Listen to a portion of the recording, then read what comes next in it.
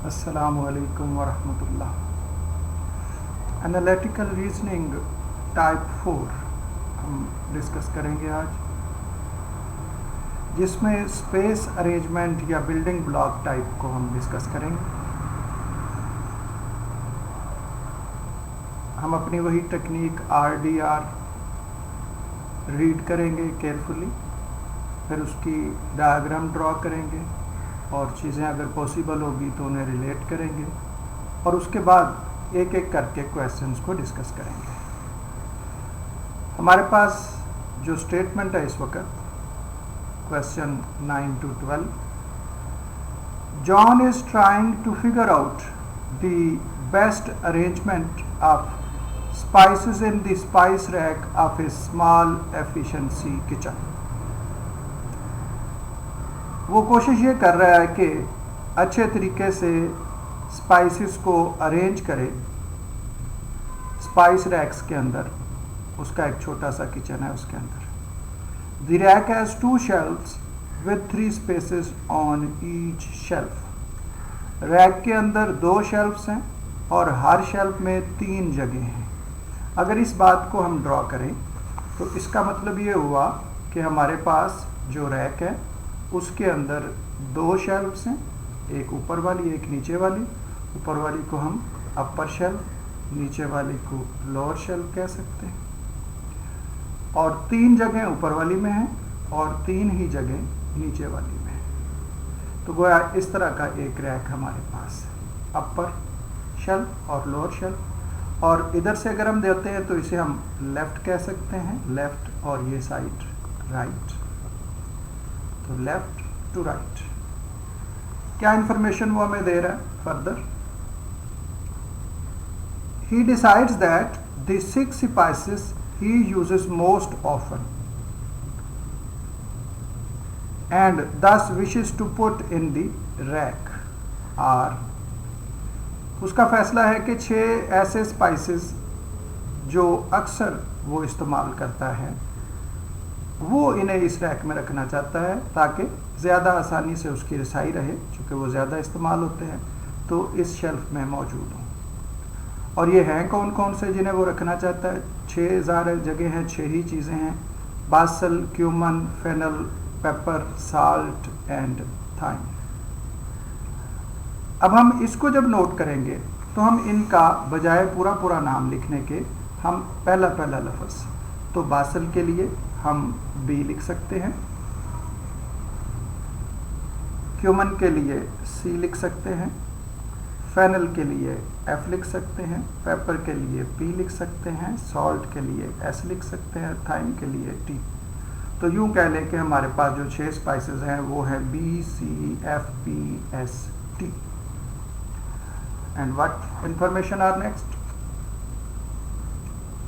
Since the thyme and the basil look similar and come in similar containers. Thyme और basil की look भी एक जैसी है और उनके कंटेनर्स भी एक जैसे हैं, तो गोया गलती लगने का इम्कान है कि एक चीज़ की ज़रूरत हो उसकी जगह दूसरी पकड़ ली जाएगी। तो क्या फैसला करता है? The chances of confusion will be reduced if they are not placed next to each other either horizontally और वर्टिकली।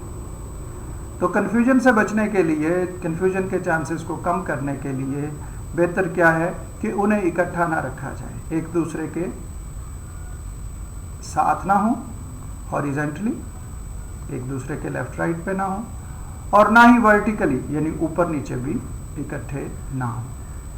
तो ये बात हमारे पास आई कि थाइम और बासल इन्हें इकट्ठा नहीं आना चाहिए। तो हम थाइम को और बासल को हाईलाइट कर सकते हैं कि ये दोनों क्या आएंगे? नॉट टुगेदर, इकट्ठे नहीं आएंगे, दोनों तरह से इकट्ठे नहीं आएंगे, यानी ऊपर नीचे भी नहीं आएंगे और दाएं बाएं भी नहीं आएंगे। फिर अगली बात, since the pepper and salt are usually both used at the same time. Pepper और साल्ट दोनों चूँकि आमतौर पे इकट्ठे इस्तेमाल होते हैं, यानी जिस चीज़ में साल्ट पेपर यूज़ करते हैं उसमें साल्ट भी यूज़ करते हैं, दोनों अक्सर इकट्ठी इस्तेमाल की चीज़ें हैं। They should be next to each other on the same shelf. इसलिए उन्हें एक ही शेल्फ पे एक दूसरे के साथ नेक्स्ट टू ईच अदर, एक दूसरे के साथ रखा जाएगा ताकि आसानी रहे इस्तेमाल के अंदर। तो पेपर एंड साल्ट को इकट्ठा रखना है, पेपर और साल्ट इनको हमने क्या करना है, इकट्ठा रखना है, टुगेदर रखना है। अब और कोई इंफॉर्मेशन हमारे पास नहीं है, तो अगर हम इंफॉर्मेशन को अरेंज करना चाहें तो अभी उसने हमें इस हवाले से कोई इंफॉर्मेशन नहीं दी कि किस शेल्फ में किसको रखें। सिर्फ ये पता है 6 शेल्फ है, 6 ही चीज़ें, और उसमें से बासल और थाइम ने इकट्ठा नहीं होना, दोनों तरह से इकट्ठा नहीं होना, ना तो लेफ्ट राइट ना अप डाउन। और पेपर और साल्ट को इकट्ठा होना है, और अप डाउन इकट्ठा नहीं बल्कि लेफ्ट टू राइट इकट्ठा होना है सेम शेल्फ में। क्यूमन और फिनाल के मतलब गोया कोई कंडीशन नहीं है। तो जस्ट 2 कंडीशंस हैं जो वैसे ही हमारे जहन में रह सकती हैं, कोई ज़्यादा भूलने वाली बात नहीं, कि पेपर साल्ट को सेम शेल्फ पे इकट्ठा रखना है और बासल और थाइम को इकट्ठा नहीं आना, ना ही हॉरिजेंटली ना ही वर्टिकली। अब क्वेश्चंस को देखते हैं। Question number 9, given the above information which of the following arrangements is are unacceptable. तो 1 2 3 उसने दी हैं। 1 2 3 के मतलब याद रखना चाहिए कि इनमें से तीनों की तीनों भी दुरुस्त हो सकती हैं, 2 भी दुरुस्त हो सकती हैं, 1 भी हो सकती है, और ऐसा भी हो सकता है कोई भी ना हो। अगर हम इसके ऑप्शंस पे नज़र डालें तो ए में है कोई भी हो सकती है, गोया तीनों की तीनों, बी में है सिर्फ पहली, सी में है दूसरी, डी में है दूसरी और तीसरी, और ई में कहता है कोई भी नहीं। इसलिए हर एक को अलग से हमें देखना पड़ेगा कि ये पॉसिबल है कि नहीं, ये पॉसिबल है कि नहीं, ये पॉसिबल है कि नहीं। अब अनएक्सेप्टेबल का मतलब क्या है? जो 2 कंडीशन और जो उसने सिचुएशन बताई है, जो अरेंजमेंट उसके मुताबिक होगी वो एक्सेप्टेबल होगी, और जो उसमें से किसी कंडीशन की खिलाफ वर्जी करेगी वो अनएक्सेप्टेबल होगी। अब चेक कैसे किया जाए कि वो एक्सेप्टेबल है कि नहीं? तो देखा जाए कि जो वो ऑप्शन दे रहा है, जो नंबरिंग करके वो हमें दे रहा है, क्या वो अरेंजमेंट हो सकती है कि नहीं। अगर वो हो सकती है तो फिर वो एक्सेप्टेबल है। उस कंडीशन को हम रख के देखें कि पूरी 6 की 6 चीज़ें अरेंज हो जाती हैं और किसी कंडीशन की खिलाफ वर्जी नहीं होती, तो वो चीज़ एक्सेप्टेबल होगी। और अगर वो अरेंजमेंट नहीं हो पाती तो फिर वो अनएक्सेप्टेबल होगी। अब हमें क्या ढूंढनी है? स्टेटमेंट जो अनएक्सेप्टेबल है। ऑप्शन 1 कहता है thyme and basil can be on the same shelf. Thyme और बासल एक ही शेल्फ पे हो सकते हैं, तो हम इन्हें एक ही शेल्फ पे रख के देखते हैं। अगर अरेंजमेंट एक ही शेल्फ पे रख के बन जाती है तो फिर ये एक्सेप्टेबल है। थाइम और बासल, थाइम और बासल के मतलब ये है कि उन्हें इकट्ठा नहीं रखना, और यहाँ फर्स्ट चॉइस में क्या है कि उनको क्या करना है, एक ही अरेंजमेंट पे रखना है, एक ही शेल्फ पे रखना है। तो चूंकि इकट्ठा ना रखने की कंडीशन है तो हम क्या करते हैं, दोनों बातों को जो इसमें कही उसने फर्स्ट में क्या कहा कि थाइम और बासल को सेम शेल्फ पे होना चाहिए, तो मैंने इन दोनों को फर्स्ट शेल्फ पे रख लिया और इकट्ठा नहीं रखा ताकि जो मेन कंडीशन है उसकी खिलाफवर्जी ना हो। अब चूंकि पेपर और साल्ट ने इकट्ठा आना है और सेम शेल्फ पे आना है, तो मैंने इन्हें सेकंड में रख लिया, पेपर और साल्ट को। अब क्यूमन और फिनाइल को बाकी 2 जगहों पे रखें, तो देखिए एक एक्सेप्टेबल अरेंजमेंट बन गई है थाइम और बासल को सेम शेल्फ पे रखने के बावजूद। इसका मतलब है जो 1 है वो एक्सेप्टेबल है। सेकंड ऑप्शन, सेकंड स्टेटमेंट हमारे पास क्या है, thyme and cumin can be on the same shelf. Thyme और क्यूमन को एक ही शेल्फ पे रखा जा सकता है, तो इसमें भी हम थाइम और क्यूमन को एक शेल्फ पे रख के देखते हैं क्या अरेंजमेंट पॉसिबल है। थाइम और क्यूमन को इकट्ठा रखा। अगर वैसे आप पहले वाली अरेंजमेंट भी देखें तो उसमें थाइम और क्यूमन सेम शेल्फ पे हैं, वो एक अरेंजमेंट ये पॉसिबल ऑलरेडी है, तो इसी से हमें पता लग गया कि सेकंड वाली बात भी पॉसिबल है। लेकिन अगर हम थोड़ा चेंज करके भी देखें, थाइम और क्यूमन को इकट्ठा रखा, बासल को हमने आगे कर दिया ताकि इकट्ठे ना आए, गलती ना लगे, पेपर साल्ट को इकट्ठा रख के फिनाइल को इधर रख दिया, तो ये एक एक्सेप्टेबल अरेंजमेंट बन सकती है। हम फिनाइल को ऊपर और बासल को नीचे रख के भी अरेंजमेंट बना सकते हैं, लेकिन बेसिक जो कंडीशन उसने बताई है उसको यहाँ रख के थाइम और क्यूमन को एक ही शेल्फ पे तो पॉसिबल है, गोया ये भी एक्सेप्टेबल है, ये भी अनएक्सेप्टेबल नहीं है। और थर्ड में उसने कहा thyme and salt can be on the same shelf. Thyme और साल्ट को सेम शेल्फ पे रखना है। थाइम और साल्ट को सेम शेल्फ पे रखते हैं, मसलन फर्स्ट में रखते हैं, तो साल्ट की वजह से पेपर को साथ आना पड़ेगा। तो थाइम साल्ट पेपर हमने इकट्ठे रख लिए। अब चूंकि थाइम के साथ और ना ही नीचे बासल आ सकता है, तो उसे हमने उससे परे रख लिया और बाकी दो यहाँ रख दिए। तो ये एक एक्सेप्टेबल अरेंजमेंट ये भी बन गई। जो कंडीशन उसने 1 में कही वो भी एक्सेप्टेबल है, 2 वाली भी एक्सेप्टेबल है, 3 वाली भी एक्सेप्टेबल है। वह तीनों ही एक्सेप्टेबल है, कोई भी अनएक्सेप्टेबल नहीं है, जबकि वो हमें आर्गुमेंट में ले जा रहा था अनएक्सेप्टेबल की तरफ। ये कौन सी अनएक्सेप्टेबल है? तो ऑप्शन अगर हम पहली को ज़रा बाद में डिस्कस करें, बी में उसने कहा था सिर्फ 1 एक्सेप्टेबल है, तो ऐसा तो नहीं है, बाकी दो भी एक्सेप्टेबल है। सी में कहा सिर्फ 2, डी में कहा 2 और 3। तो तीनों जबकि एक्सेप्टेबल है तो बी सी डी तो आंसर नहीं बनता। अब इशू रह जाता है ए और ई का।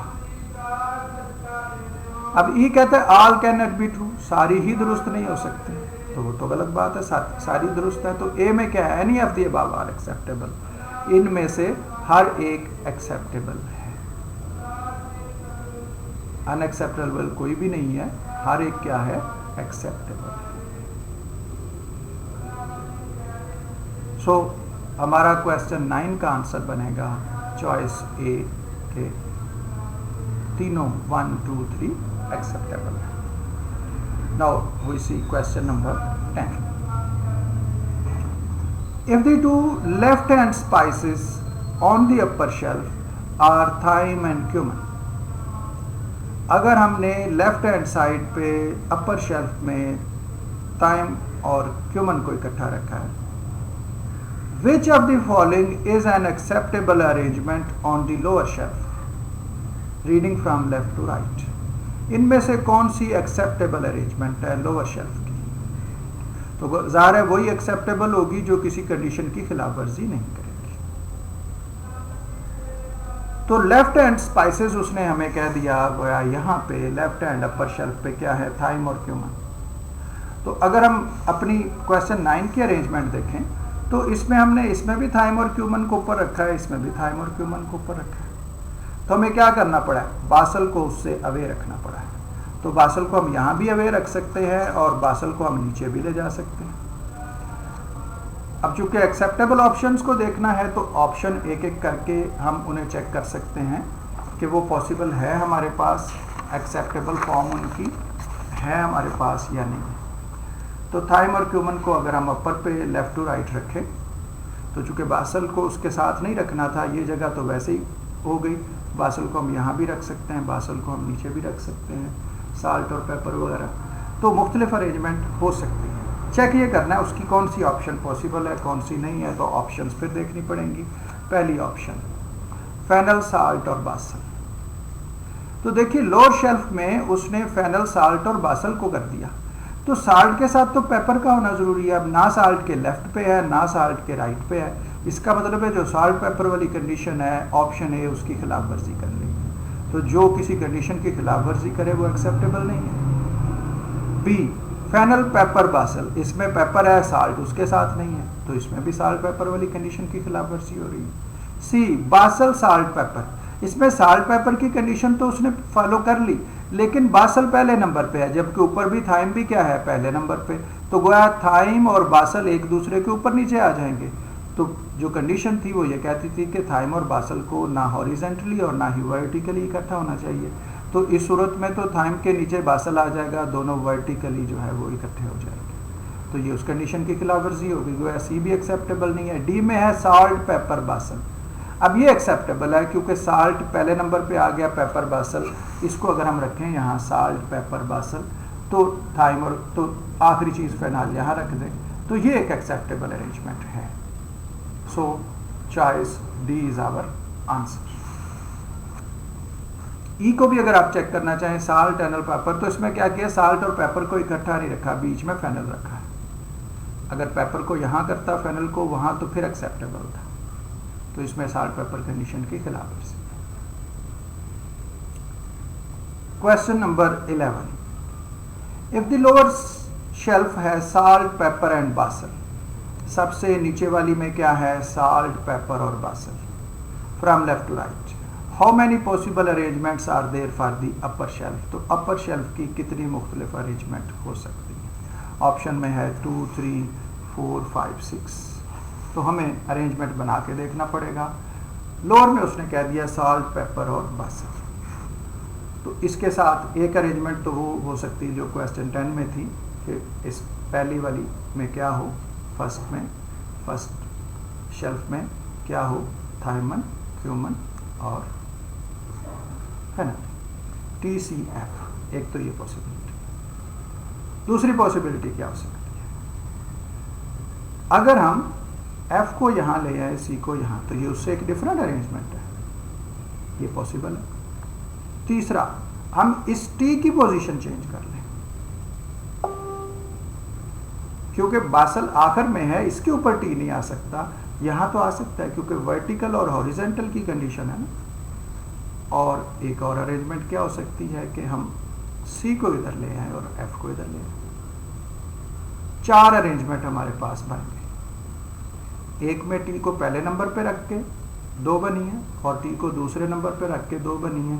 T को तीसरे पे भी रख के 2 बन सकती हैं, लेकिन T को अगर तीसरे पे रखेंगे तो नीचे बासल आ जाएगा। तो जो कंडीशन थी थाइम और बासल की कि उन्हें इकट्ठा नहीं करना, ना हॉरिजेंटली ना वर्टिकली, उसकी खिलाफ वर्जी हो जाएगी। सो ये 4 पॉसिबल अरेंजमेंट हमारे पास हैं और 4 वाली ऑप्शन लिखी है उसने C में। So answer of question 11 is C। Now the last question, question number 12। John buys a new brand of thyme and basil because it has more flavor। उसने क्या किया? थाइम और बासल के लिए एक नई ब्रांड का इंतखाब किया और वजह थी कि फ्लेवर उनका अच्छा था। If the new containers are very similar to one another, अगर दोनों कंटेनर एक दूसरे से एक जैसे हैं, also are too tall to fit on the lower shelf, और ऐसा भी है कि वो इतने बड़े हैं कि उन्हें नीचे वाली शेल्फ में फिट नहीं किया जा सकता। Which of following must be true? तो इनमें से कौन सी बात लाजमन दुरुस्त होनी चाहिए? मैं ऑप्शंस को तो बाद में डिस्कस करूंगा, पहले यहाँ एक बड़ी अहम बात आई है। बड़ी अहम मैं इसलिए कह रहा हूँ कि मैंने बहुत से बच्चों को इसमें गलती करते देखा है, और उसकी वजह ये होती है कि जिन बच्चों का इंग्लिश का बैकग्राउंड नहीं होता, इंग्लिश पे उनकी ग्रिप नहीं होती, उन्हें इस जुमले में कहीं नेगेटिविटी नजर नहीं आती और वो इसका वो मतलब नहीं निकालते जो कि निकाला जाना चाहिए। तो इस पे बड़ा गौर करने की जरूरत है। किस पे? Too tall to fit. इसमें कहीं भी नेगेटिव नहीं है, नॉट का लफ्ज नहीं है। और जब हम तर्जुमा करते हैं तो जिन बच्चों ने इंग्लिश को तवज्जो से नहीं सीखा होता, नहीं पढ़ा होता, वो इस पे कहते हैं जी कहाँ आ गया कि ये उसके साथ नहीं है। नहीं का तो वो लफ्ज़ ही नहीं। तो याद रखें कि देखना ये होता है कि अहले ज़ुबान, उस ज़ुबान को बोलने वाले, किसी मुहावरे को, किसी इकट्ठे अल्फाज के ग्रुप को किस सेंस में यूज़ करते हैं। तो अंग्रेज़ जब कहता है टू टॉल टू फिट, तो उसका मतलब है कि ये इतना लंबा है कि उस जगह पे फिट नहीं हो सकता। जैसे अक्सर एक जुमला हमें हमारे असातिज़ा सिखाया करते थे इस बात को सीखने के लिए कि I am too weak to walk, कि मैं इतना ज्यादा कमजोर हूं कि चलना मुश्किल है, मैं चलने के काबिल नहीं। तो तर्जुमे में नहीं आ गई, मैं इतना कमजोर हूं कि चलने के काबिल नहीं हूं, चल फिर नहीं सकता। तो यही टू टॉल टू फिट, वो साइज इतना है कि वो फिट नहीं आ सकता। तो ज़रा इस तरतीब को जहन में रखिएगा। कहीं भी जुमला TOO वाले 2 और TO2 के साथ इस तरह से आए तो उसकी मीनिंग के अंदर उर्दू में जब आप उसको एक्सप्रेस करेंगे तो नेगेटिविटी ऐड हो जाएगी, नहीं की बात आ जाएगी। तो वो तलबा जिन्हें इस चीज़ का नहीं पता था वो इसे अब जहन में बिठा लें और इसे एवरीडे लाइफ में भी, आम रीडिंग में भी इसको देखें तवज्जो से। अब हम देखते हैं कि क्वेश्चन हमारा क्या था। उसने रिप्लेस कर दिया बासल और थाइम को, लेकिन अब भी वही मसला है कि वो दिखने में एक जैसे हैं, उनके डब्बे एक जैसे हैं।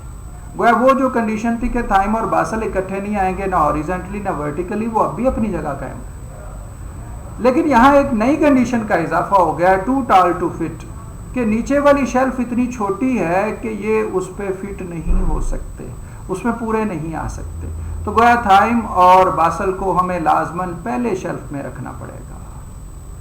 तो अगर पहले शेल्फ में रखते हैं तो फिर नीचे वाली ऑप्शन में से कौन सी ऑप्शन क्या है? मस्ट बी ट्रू, जिसका लाजमन दुरुस्त होगी, जो होके ही रहेगी।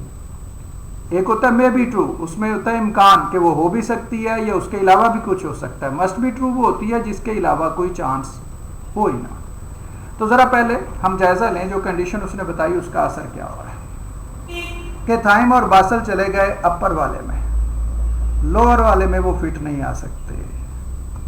और चूंकि कंडीशन है कि उन्होंने इकट्ठे नहीं आना, तो फिर हमें उन्हें अपोजिट एंड्स पे रखना पड़ेगा। इधर बासल रख लें, उधर थाइम, या थाइम इधर और बासल उधर। तो ये दो स्पेसेस इनके लिए हैं। अब बाकी चीज़ों में साल्ट और पेपर ने इकट्ठे आना है, तो साल्ट और पेपर फिर यहाँ तो नहीं आ सकते, दो हैं और जगह यहाँ एक है। तो गोया वो लाजमन लोअर में चले जाएंगे, साल्ट और पेपर चले जाएंगे लोअर के अंदर। और साल्ट और पेपर अगर लोअर में चले जाएंगे तो साल्ट यहाँ, उस क्या क्या अरेंजमेंट पॉसिबल है कि साल्ट यहाँ पे हो, पेपर यहाँ पे हो, या साल्ट यहाँ पे हो, पेपर यहाँ पे हो, या पेपर यहाँ पे हो, साल्ट यहाँ पे हो, या साल्ट यहाँ पे हो, पेपर यहाँ पे हो। तो साल्ट पेपर की मुख्तलिफ पॉसिबल स्पेसेस ये हैं। और बाकी जो दो चीज़ें बचेंगी, सी और एफ, क्यूमन और फेनाइल, तो बाकी दो जगह उनको दी जा सकती हैं, या ये अगर इन दो प्लेसेस पे तो वो यहाँ आ सकती हैं। तो उनकी पॉसिबिलिटी वसी आ जाएगी, एफ यहाँ हो, यहाँ हो, यहाँ हो, या सी यहाँ हो, तो सी यहाँ आ सकता है, एफ यहाँ आ सकता है। तो जिसकी इतनी ज़्यादा पॉसिबिलिटीज है वो तो मस्ट में आ नहीं सकता।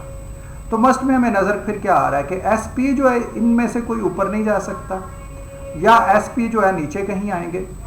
तो लाजमन ये जो खाना है, ख़ासतौर पे देखिए ये सारी अरेंजमेंट जो हमें पॉसिबिलिटी नज़र आ रही है, उसमें ये वाला जो खाना है ये लाजमन साल्ट या पेपर में से ही कोई इसमें आ रहा है। अब ऑप्शंस में देखते हैं किस तरह की बातें उसने कही हैं। ये तो हमने थोड़ा सा उसकी इंफॉर्मेशन के इफेक्ट को स्टडी किया। पहली ऑप्शन देखिए, ईदर साल्ट और pepper fill the next to or below fennel. F के साथ या एफ के नीचे हमेशा साल्ट या पेपर आएगा। गोया एफ के साथ बिल्कुल साथ, या उसके नीचे या साल्ट है या पेपर है। भाई एफ कहाँ आ सकता है? एफ अगर यहाँ आएगा तो नीचे साल्ट या पेपर में से ही कोई होगा, और अगर एफ यहाँ आएगा तो तब भी उसके साथ साल्ट या पेपर ही कोई होगा, और अगर एफ यहाँ आएगा तब भी उसके साथ साल्ट या पेपर ही होगा। तो ये जो बात उसने कही है ये हर सूरत में दुरुस्त निकलेगी, तो मस्ट बी ट्रू था। सो सीधा नजर आ रहा है कि यही ऑप्शन आंसर है। ताहम अगर आप चेक करना चाहें कि हमें गलती नहीं लगी तो बाकी ऑप्शंस को देख लें। Salt will be below thyme, वो कहता है साल्ट थाइम के नीचे होगा, तो ये मस्ट तो नहीं है। साल्ट यहाँ हो सकता है, पॉसिबल में बी ट्रू, लेकिन मस्ट नहीं है। साल्ट यहाँ भी तो हो सकता है, पेपर यहाँ साल्ट यहाँ, इसलिए ये मस्ट नहीं है। C, pepper will be next to either fennel or cumin. Pepper साथ होगी फेनल या क्यूमन के। तो भाई पेपर अगर यहाँ रखी, साल्ट यहाँ रखा, तो पेपर और क्यूमन तो क्यूमन जो है वो यहाँ आएगा या फेनल, तो ज़रूरी नहीं है कि पेपर उनके साथ हो। पेपर अगर यहाँ हुई तो वो उनके साथ तो कहीं भी नहीं आएगी, ये भी ज़रूरी नहीं है। और डी, तो किसी की मस्ट को चैलेंज करना हो तो देखें कि उसके अलावा अरेंजमेंट बन सकती है कि नहीं। अगर उसके खिलाफ कोई अरेंजमेंट बन सकती है तो फिर वो मस्ट नहीं है। तो मैंने अभी इसके खिलाफ अरेंजमेंट आपको बता दी, इसलिए ये मस्ट नहीं है। Thyme will be above either salt और पेपर। थाइम क्या होगा? साल्ट या पेपर के ऊपर, यानी इसके नीचे साल्ट या पेपर आएगी। तो साल्ट पेपर यहाँ आ सकती है, मे बी ट्रू, लेकिन हम ये भी तो कर सकते हैं साल्ट पेपर यहाँ रखें या पेपर साल्ट यहाँ रखें तो यहाँ क्यूमन या फेनल आए। तो ये ज़रूरी नहीं है कि थाइम के नीचे साल्ट या पेपर आए, मे बी ट्रू है लेकिन मस्ट नहीं है। तो ऑप्शन तो उसने मस्ट वाली पूछी है। और आखिरी ऑप्शन कि basal will be above either salt और पेपर। बासल जो है वो साल्ट या पेपर के ऊपर होगा। तो अगर हम पेपर साल्ट यहाँ रखते हैं तो सूरत में तो बासल उनके ऊपर नहीं है, गोया उसके जो उसने कहा है उसके अलावा भी पॉसिबिलिटी है। तो ये मस्ट नहीं है, मे बी ट्रू तो हो सकता है साल्ट पेपर अगर हम यहाँ रखते हैं तो वो उसके नीचे आ सकते हैं, लेकिन ये मस्ट ट्रू नहीं है। सो हमारा पहला फैसला ही कि ऑप्शन ए जो है वो मस्ट बी ट्रू है, वही दुरुस्त है। तो ये अरेंजमेंट की एक शक्ल है जिसमें हम स्पेस को मैनेज करते हैं। तो बिल्डिंग ब्लॉक्स की शक्ल में आ सकता है क्वेश्चन के ऊपर वाली मंजिल पे कुछ लोग रह रहे हैं, नीचे वाले कमरे में नीचे वाले फ्लोर पे कुछ लोग रह रहे हैं, कमरों के नंबर लगे होंगे। दफ्तर हो सकता है, दफ्तर में फ्रंट रो पे और जो है बिहाइंड रो पे 2 रोज में अरेंजमेंट करनी हो सकती हैं। तो इसकी मुख्तलिफ शक्लें हो सकती हैं। इससे थोड़ा सा आपको अंदाज़ा हो जाएगा कि चीज़ों को हम कैसे अरेंज करेंगे। इसी टाइप के फर्दर क्वेश्चंस की आपको प्रैक्टिस करनी चाहिए। अगर आपके पास कोई बुक अवेलेबल है तो आप उसमें से क्वेश्चंस को प्रैक्टिस कर सकते हैं, और अगर अवेलेबल नहीं है तो ईमेल करके मुझसे आप इसकी प्रैक्टिस के क्वेश्चंस मंगवा सकते हैं, और उनकी प्रैक्टिस करके आंसर्स भी वेरिफिकेशन के लिए भेज के कंफर्म कर सकते हैं। और अगर किसी में प्रॉब्लम हो तो उसको हम डिस्कस भी कर सकते हैं। लेक्चर सुनने का शुक्रिया। राब्ते के लिए ईमेल aleemacademy@gmail.com aleemacademy@gmail.com। वस्सलामु अलैकुम वरहमतुल्लाह।